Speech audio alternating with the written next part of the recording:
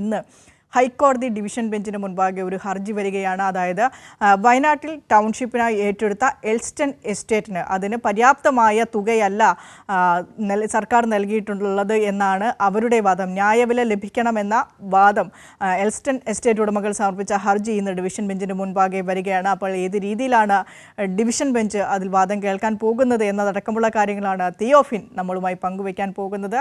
Theophin, good morning. Vinisha, good morning. ഇന്ന് എന്തൊക്കെയായിരിക്കും അതായത് എൽസ്റ്റൺ എസ്റ്റേറ്റ് ഉടമകൾ നൽകിയ ആ ഹർജിയിൽ പറഞ്ഞോളൂ വിനിഷ. തുടർന്നോളൂ. എന്താണ് എൽസ്റ്റൺ എസ്റ്റേറ്റ് ഉടമകളുടെ ഹർജിയിൽ അവർ വാദിക്കുന്ന വാദം? ന്യായമായ വിലയല്ല എന്ന് പറയുന്നു പകരം നൽകിയത്. പര്യാപ്തമായ ഒരു തുക, അതായത് 26 കോടി രൂപ എന്നത് പറയുന്നത് ഒരു ന്യായവിലയല്ല, അതിൽ കൂടുതൽ വിലയാണ് ആവശ്യപ്പെടുന്നത്. അപ്പോൾ ഏത് രീതിയിലായിരിക്കും എൽസ്റ്റൺ എസ്റ്റേറ്റ് ഉടമകളുടെ വാദം? സർക്കാർ എങ്ങനെ അതുമായി ബന്ധപ്പെട്ട് പ്രതിവാദം നടത്തും?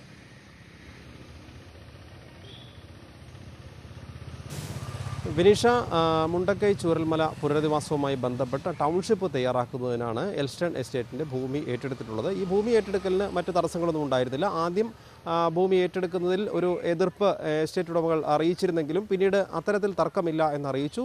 പ്രധാനമായും പുനരധിവാസവുമായി ബന്ധപ്പെട്ട് ഏറ്റെടുക്കുന്ന ഭൂമിയുടെ നഷ്ടപരിഹാരം അതിലായിരുന്നു ഒരു അതായത് സർക്കാർ അനുവദിച്ച 26 കോടി രൂപ അത് മതിയായതല്ല എന്നായിരുന്നു എൽസ്റ്റൺ എസ്റ്റേറ്റ് ഉടമകളുടെ വാദം. അവർ ആവശ്യപ്പെടുന്നത് 549 കോടി രൂപയാണ്. ഇതുമായി ബന്ധപ്പെട്ട് ആണ് ഈ ഹർജി നൽകുന്നത്. കോടതിയിൽ ഈ ആവശ്യം അവർ ഉന്നയിക്കുകയും ചെയ്തു. അപ്പോൾ ഈ എസ്റ്റേറ്റ് ഉടമകളുടെ ആവശ്യം കോടതി അംഗീകരിക്കുമോ അതോ സർക്കാർ തീരുമാനിച്ചിരിക്കുന്ന നഷ്ടപരിഹാര തുക അതാണോ കോടതി അംഗീകരിക്കുക എന്നതാണ് വിഷയം. ഒരു പക്ഷേ അതല്ലെങ്കിൽ കോടതി അല്പം കൂടി തുക വർദ്ധിപ്പിച്ച് മറ്റൊരു നിർദ്ദേശം വെച്ചേക്കാം. അങ്ങനെ അതും കോടതിയുടെ വിവേചനാധികാരത്തിൽപ്പെടുന്നു. എന്താകും കോടതിയുടെ വിധി എന്ന് ഇന്നറിയാം. കാരണം വിചാരണയെല്ലാം പൂർത്തിയായ സ്ഥിതിക്ക്, ഇതിൻ്റെ ഹിയറിംഗ് എല്ലാം കഴിഞ്ഞു, എല്ലാം പൂർത്തിയായ സ്ഥിതിക്കാണ് ഇന്ന് വിധി പറയുന്നത്. തന്നെയുമല്ല, ഇനി വരുന്ന ദിവസങ്ങളിൽ കോടതി അവധി കൂടിയാണ്.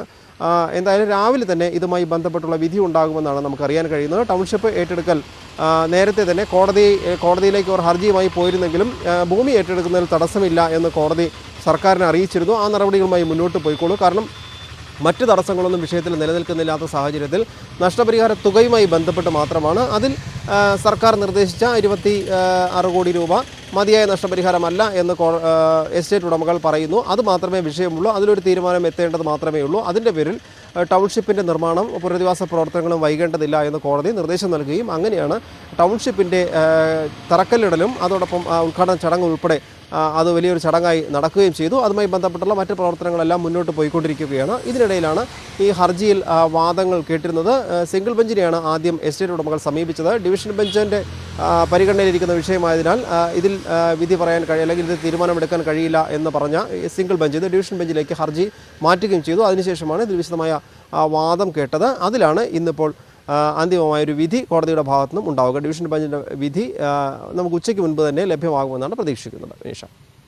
യെസ് തിയോഫിൻ, ഏതായാലും ഏത് രീതിയിലായിരിക്കും ആ വിധി വരിക എന്നത് അറിയേണ്ടതുണ്ട്. അതിനുശേഷം പൂർണ്ണമായിട്ടുള്ള അവിടെ പുനരധിവാസ പ്രവർത്തനങ്ങളുടെ നിർമ്മാണ പ്രവർത്തനങ്ങളിലേക്ക് കടക്കും. നമുക്കറിയാം, കഴിഞ്ഞ മാസം അവിടെ മുഖ്യമന്ത്രി എത്തി ആദ്യഘട്ട തറക്കല്ലിടൽ ചടങ്ങൊക്കെ കഴിഞ്ഞിരുന്നു. ഈ നിർമ്മാണ പ്രവർത്തനങ്ങൾക്കായി കോടതി വിധി കാത്തിരിക്കുകയാണ്. കോടതിയുടെ ഭാഗത്തു നിന്നും ഏത് രീതിയിലാണ് വിധി വരുന്നത് എന്നതിനനുസരിച്ചായിരിക്കും ഇനിയുള്ള തുടർ നിർമ്മാണ പ്രവർത്തനങ്ങൾ എന്ന് പറയുന്നത്.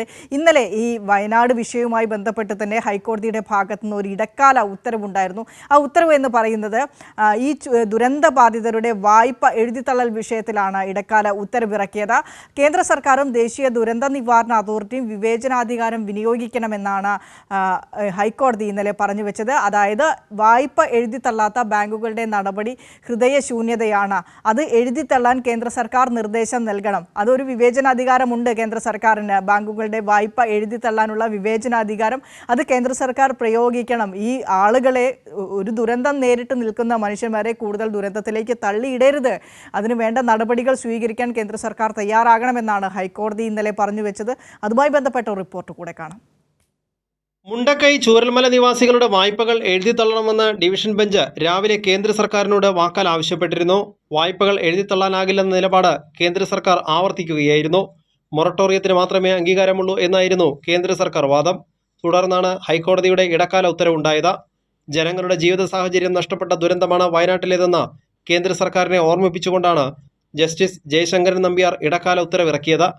എഴുതിത്തള്ളേണ്ടത് വലിയ തുകയല്ല.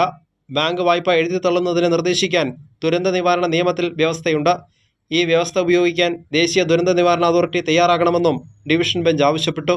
വായ്പകൾ എഴുതിത്തള്ളാത്ത ബാങ്കുകളുടെ നടപടി ഹൃദയശൂന്യതയാണ്. വായ്പ എഴുതിത്തള്ളാൻ കേരള ബാങ്ക് തീരുമാനമെടുത്തു എന്നതും ജസ്റ്റിസ് ജയശങ്കരൻ നമ്പ്യാർ ചൂണ്ടിക്കാട്ടി. ജീവിതം നഷ്ടപ്പെട്ടവരെ സഹായിക്കാൻ കേന്ദ്ര സർക്കാർ മുന്നോട്ട് വരണം.